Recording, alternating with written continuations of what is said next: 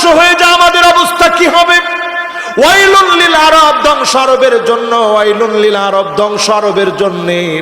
আরব ধ্বংস হয়ে গেলে আমাদের কি অবস্থা হবে?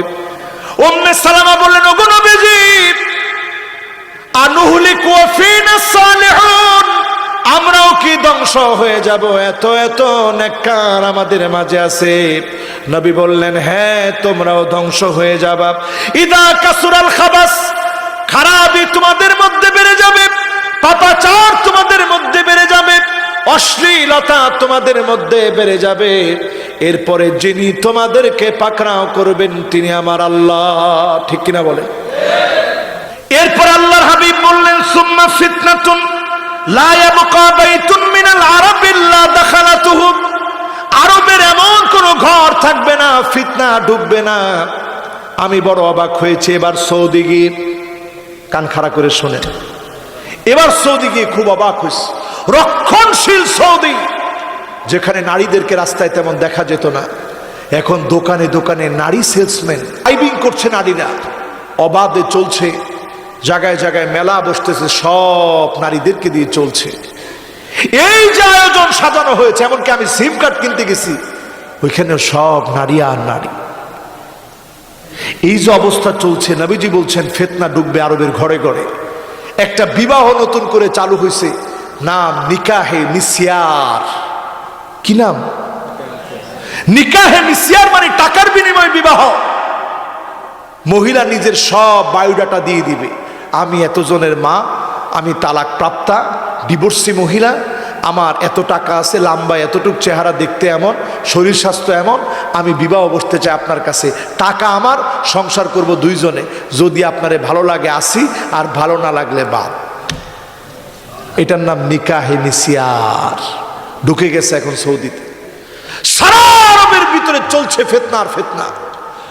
মুসলমানা যেমন চরিত্রের মত সয়লাভ হয়ে গেছে, মুসলমানা যেমন চরিত্রের, চরিত্র বলতে কিচ্ছু নাই। মুসলমানের হাতে বাইতুল মুকাদ্দাস নাই। আজ ইহুদিরা মুসলমানদেরকে ঢুকতে দেয় না, নামাজ পড়তে গেলে গুলি চালায়। বাইতুল মুকাদ্দাস কাঁদতেছে 16 কিংবা 17 মাস। আল্লাহর হাবিব বাইতুল মুকাদ্দাসের দিকে ফিরে নামাজ আদায় করেছেন। সেই মুসলমানের কিবলা, মুসলমানের কিবলা, আল্লাহর পবিত্রতম জায়গা, বারাকনা হাওলাহু, যার চারপাশে আল্লাহ বরকত দিয়ে রেখেছেন, সে বাইতুল মুকাদ্দাস কাঁদতেছে। মুসলমানের হৃদয়ের মধ্যে রক্তক্ষরণ হয় না। আবার বাইতুল মুকাদ্দাস বিজয় হবে। ইহুদিরা থার্ড টেম্পল তৈরি করে ফেলেছে, নিজ দিয়ে খনন কাজ শুরু করে দিয়েছে। এই অবস্থা বলে দিচ্ছে বেশি দিন বাকি নাই, আবার বাইতুল মুকাদ্দাস বিজয়ের জন্য মুসলমান গর্জে উঠবে। ঠিক কিনা বলে? ফালিয়ারতাকিবু ইনদা যালিকা রিহান হামরা, বাতাসের সঙ্গে আগুন আসবে, ক্ষেত খোলা জ্বলে পড়ে সারখার হয়ে যাবে।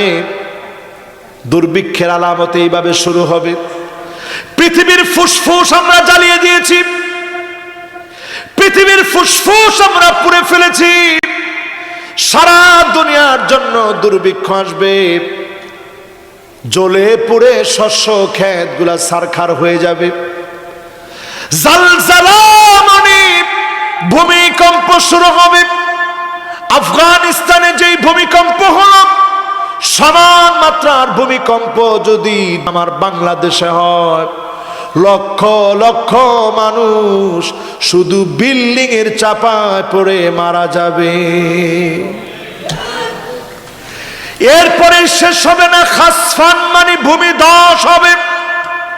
হঠাৎ করে একটা এলাকা হয়ে যাবে।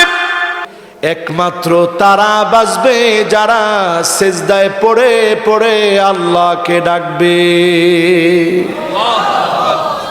আজকে থেকে ডাকবেন মুসলমান? কোন ডাকবেন? একটু হৃদয় থেকে মন নিয়ে কোন ডাকবেন ইনশাআল্লাহ? আনাসের মায়ের নাম নবীজির কাছে এসে ছোট্ট সন্তানটাকে দিয়ে বললেন, ওগো নবীজি, দেওয়ার মতো আমার কাছে আর কিছুই নাই, আমার ছোট্ট এই বাচ্চাটাকে আমি হাদিয়া দিয়ে দিলাম। হযরতে আনাসকে হাদিয়া করে দিলেন। 10টা বছর আল্লাহর হাবিবের খিদমত করেছেন হযরতে আনাস। নবীজি এত আদর করেছেন, এত ভালোবেসেছেন। হযরত আনাসের জন্য তিনটা দোয়া করেছিলেন। কটা দোয়া করছে? তিনটা দোয়া করছে। এক নাম্বার, দেখেন আমরা কত সময় কত রাগ করি। রসুলের 10টা বছরের খাদেম ছিল, একটা দিন রসুল রাগ করেন না, আদর করে হযরত আনাসকে এমন শিক্ষা দিয়েছেন। হযরত আনাস রসুলের জন্য কি পাগল ছিল। হযরত আনাসের জন্য তিনটা দোয়া করছে। আল্লাহুম্মা আগফির মা লাহু, ও আল্লাহ আমার আনাসের সম্পদকে তুমি বৃদ্ধি করে দিও। বলেন আল্লাহু আকবার। আনাস বলেন আমার খেজুরের বাগানে বছরে 2 বার খেজুর হইতো, এত পরিমাণ খেজুর আসতো, শ্রমিকেরা ক্লান্ত হয়ে যেত, বস্তা ভরতে ভরতে সব ভরপুর হয়ে যেত, বরকত ফুরাতো না।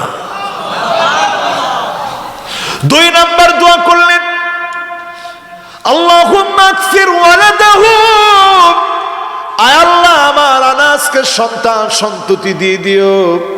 হযরত আনাস বলেন একটার দুইটা না, 120টা পুত্র সন্তান আল্লাহ পাক আমাকে দিয়ে দিয়েছে।